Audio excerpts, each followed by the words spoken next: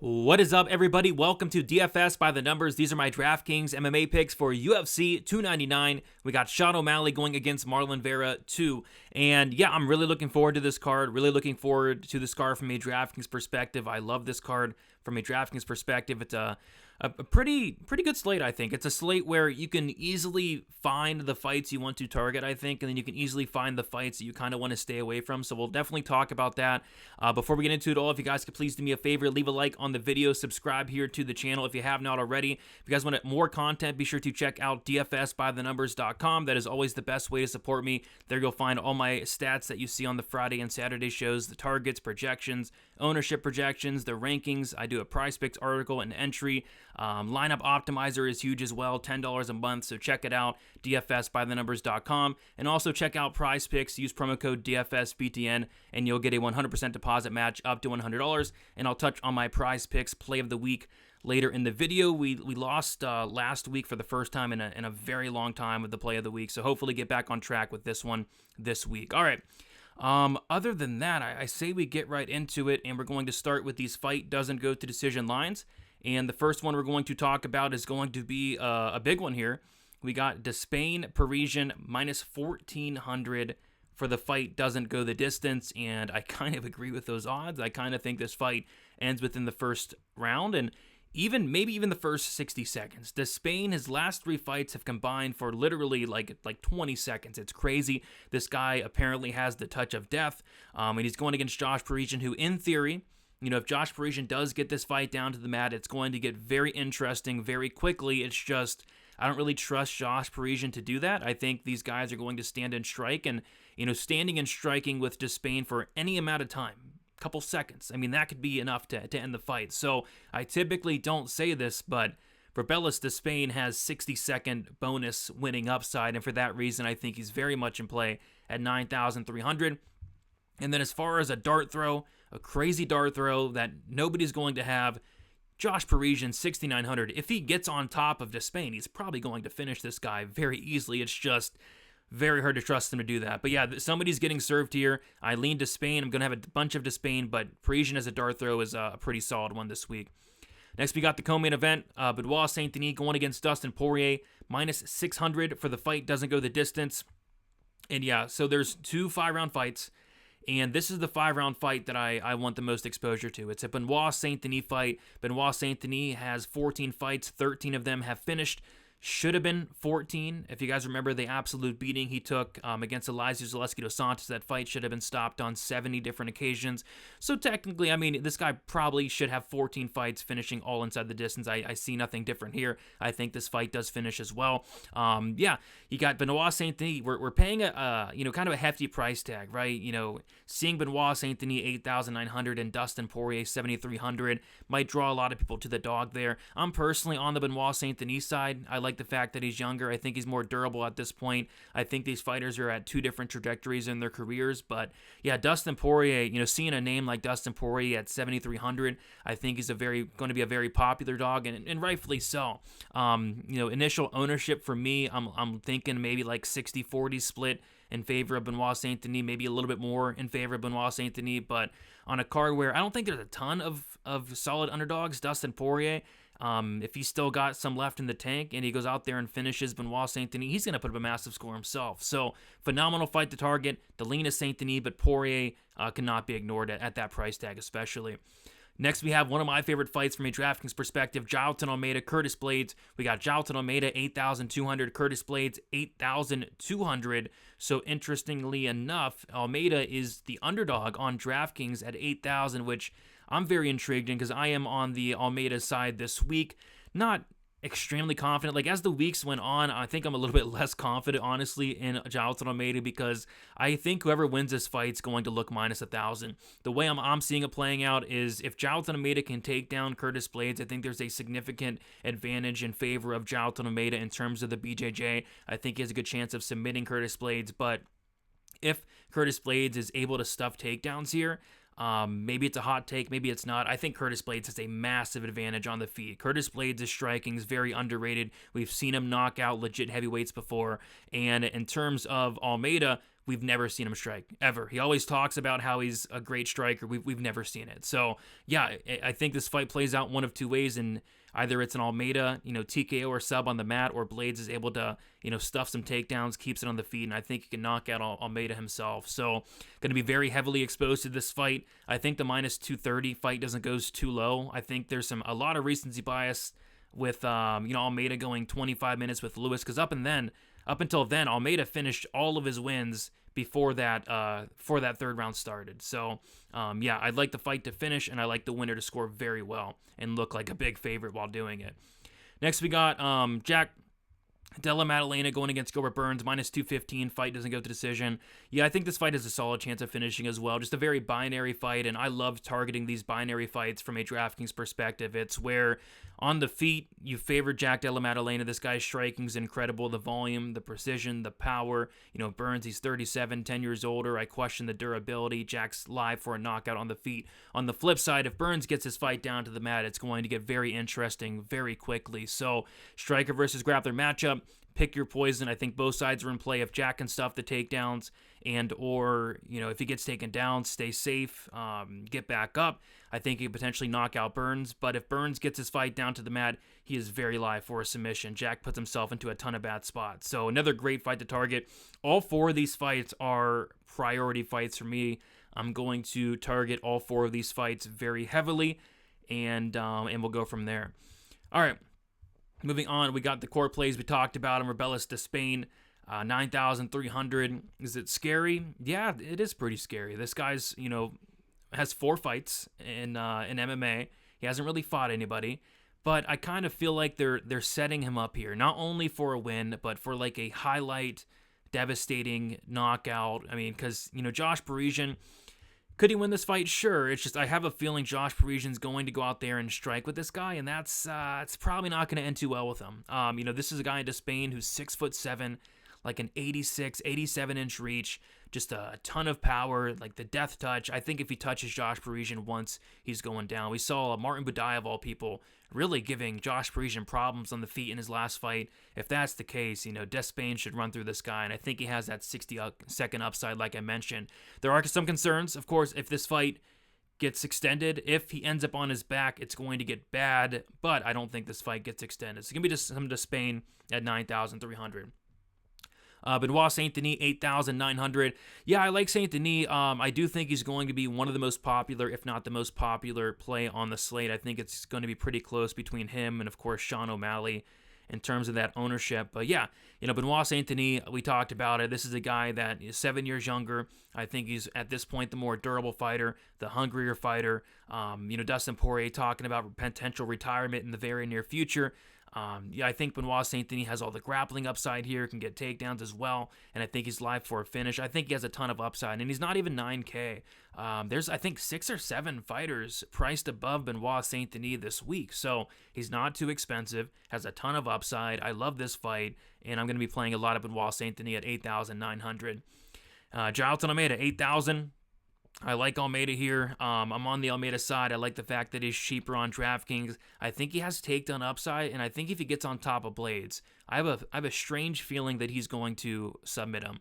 We've never seen Blades off his back. We saw Cody East try to take him down multiple times back in like 2016. But other than that, nobody's really trying to take this guy down. Nobody's really getting on top of this guy. And Jailton Almeida is a guy that his grappling's really good. He's a BJJ black belt, and if he can get on top of Curtis Blades, I think he can make this look easy. Of course, I have my concerns. If he's not able to get takedowns, it could look very ugly very quickly, but this guy's so physically strong. He's able to pick up guys like Derek Lewis, Jairzinho Rosenstruck, Parker Porter like it's nothing. So if he can get on top of Curtis Blades, I think he does work and gets an early finish. And then Jack Della, we talked about him as well, 8,600. Love the volume from Jack Della Maddalena. He's 10 years younger. He's going to be the better striker. He has volume. He has power. He's a finisher. I know his last 2 fights have went to split decision, but Kevin Holland's next level tough, next level durable. And then as far as Basil Hafez, that guy's next level tough, next level durable. And on top of that, Jack made a ton of mistakes in that fight, jumping for guillotine 4 or 5 times. He's not going to jump for guillotine here against Gilbert Burns, I can assure you that. So as long as he stays on the feet, I think he goes out there and puts on a great performance and gets a knockout win. GBP Plays here. Asu Amabayev, 9,500. Yeah, he's the most expensive guy on the slate. He got 105 in his debut against Ode Osborne, and yeah, he's going against CG Vergara, who's 6,700. Vergara's a guy that the takedown defense is not great. The submission defense is not great. He makes a ton of mistakes on the mat. So yeah, I think there's a scenario where Amabayev definitely goes out there, gets takedowns, gets control time, and gets a sub in maybe the second or third round. So if that's the case, 9,500, although expensive, I think he can pay it off with that grappling upside. Petr Yan, 8,300. Yeah, I don't mind some Yan here. I think he has some solid upside going against Song Yadong. I think it could be a good buy low spot here for Petr Yan. This is a guy that has very solid volume on the feet, can mix in some takedowns as well. He typically does score very well in his wins, and it's hard to trust the guy. He's 1-4 in his last 5 fights, but I thought he potentially beat Sean O'Malley. I thought that fight could have went either way. That second Sterling fight was very close as well. And then obviously there was the Sterling DQ where he was on his way to winning and need him in the head. So yeah, he's 1-4 in his last 5 fights, but I think this is probably, Song Yadong's not an easy fighter, but I think it's one of his easier fights in a long time. It's kind of a small step down from guys like Sean O'Malley, Rob Davashvili especially, and then Aljamain Sterling as well, former champ. So, yeah, don't mind some Petr Yan. Could be a good buy low spot on him at 8,300. Curtis Blaydes, 8,200. You're going to want to target this fight. I'm on the Almeida side. Not extremely confident, but, if Curtis Blaydes is able to either stuff takedowns, keep it on the feet, I think he can knock him out. Or if he's able to get on top of Jalton, I think it could be interesting as well. Like, what does Jalton look like off of his back? With a big giant Curtis Blaydes on top of him, right? So I think there's some paths here for Curtis Blaydes, certainly. This fight's lined to pick him for a reason, but I think whoever wins this fight is going to look like a massive favorite and probably gets a finish as well. So I don't mind some Blaydes also. And then kind of a sneaky one here, Marina Moroz, 9,000.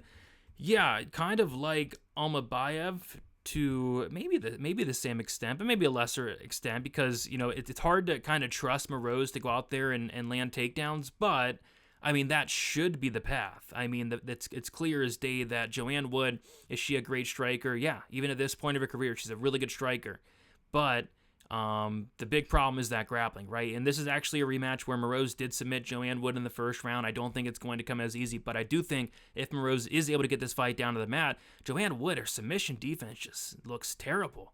And it's not getting any better at 38 years old. On top of that, this is Joanne Wood's retirement fight as well. So if Moroz fights smart, gets the fight down to the mat, she's probably going to sub Joanne Wood, and I don't think Moroz is going to be high owned at all. It's the first fight of the night.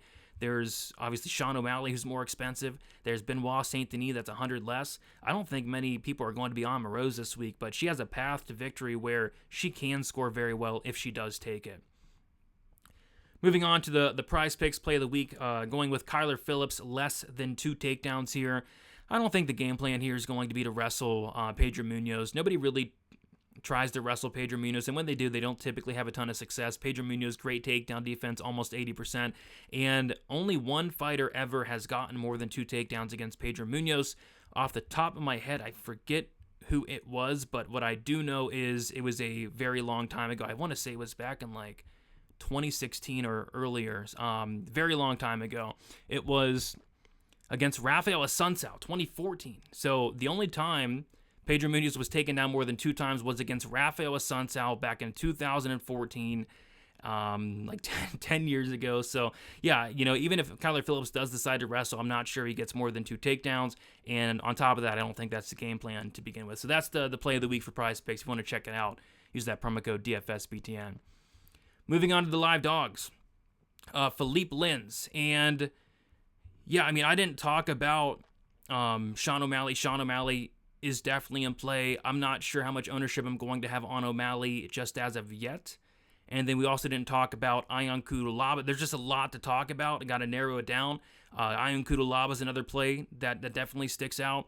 And then this fight in general, Kudalaba Lins, is a fight that I think it's ugly, it's greasy, you can't trust either guy, but I think it's going to be very important. I'm more so on the Lin side for the price savings. I'm more on the Lin side for the cardio advantage, which is saying it's saying a lot considering I don't think Linz has the best cardio. It's just Kudalaba has nothing left after the first 5 minutes. So if Linz can survive the first 5 minutes, he probably wins this fight. Might even get a finish as well. Linz is a BJJ black belt. We've seen Kudalaba submitted multiple times. So yeah, we didn't talk much about this fight, but yeah, I think this fight, Kudalaba-Linz, is very important as well. But I am on the Linz side at 7,800 for an underdog. Mikhail Olazechuk, 7,500. Very live dog. I see this fight being a lot closer than this line indicates, than this salary does indicate, and this line has closed up throughout the week a little bit. Off the top of my head, I think Olazechuk's around like plus 125, plus 120 on some books. And yeah, this fight should be close. I think it's going to be a striker versus striker matchup. Olazechuk has good volume, good power. He's going to be coming forward the entire time. And I think this fight does potentially even go to decision. And I think it's close as well. So Olazechuk, very live dog. I don't think he's going to knock out Pereira, but hey, it wouldn't surprise me with the way this guy throws, but I think at the very least he could potentially win a decision here and put up a solid score at 7,500. Moving on, we got Gilbert Burns, 7,600. So although I'm picking Jack Della Maddalena, Gilbert Burns should not be ignored this week because this is a very binary fight, about as binary as it gets. We've seen Jack Della put himself into like a head and arm choke in almost every single fight. And if Gilbert Burns gets on top of Jack Della Maddalena, you're going to feel incredible about Gilbert Burns at 7,600. I'll tell you that right now. Yeah, it can go either way. It really can go either way. So I think it's Jack by KO, Burns by sub, and you're getting a good price tag on him. So yeah, Burns is a very live dog and definitely in play this week. Dustin Poirier, it's definitely in play. You know, we can't ignore Dustin Poirier. This guy's fought the who's who. He's fought everybody. You name it. Conor McGregor, Max Holloway, everybody. Islam Makhachev, he's fought everybody. He's fought he hasn't fought Islam Makhachev, my bad. Khabib is what I meant. Justin Gaethje, Michael Chandler, Charles Oliveira, etc. He's fought everybody, right? And he's going against Benoit Saint-Denis, who, I don't know. You know, I like Saint-Denis. I'm picking Saint-Denis to win this fight, but it shouldn't really surprise everybody if Poirier is able to, you know, to stuff the takedowns here, keep it on the feet, and he's going to be the better striker. I mean, Benoit Saint-Denis blocks punches with his face, right? So there's definitely avenues here for Dustin Poirier. I think Dustin Poirier can potentially win this fight. I'm on Benoit Saint-Denis, but I'll have my fair share of Dustin Poirier, absolutely.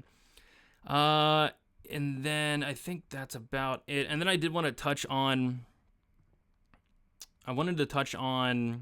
for another pump play, Joanne Wood. Like if Moroz does not grapple, like Joanne Wood is a very live dog as well. It's just all depends on the game plan for Moroz. So I'll sprinkle some Wood as well.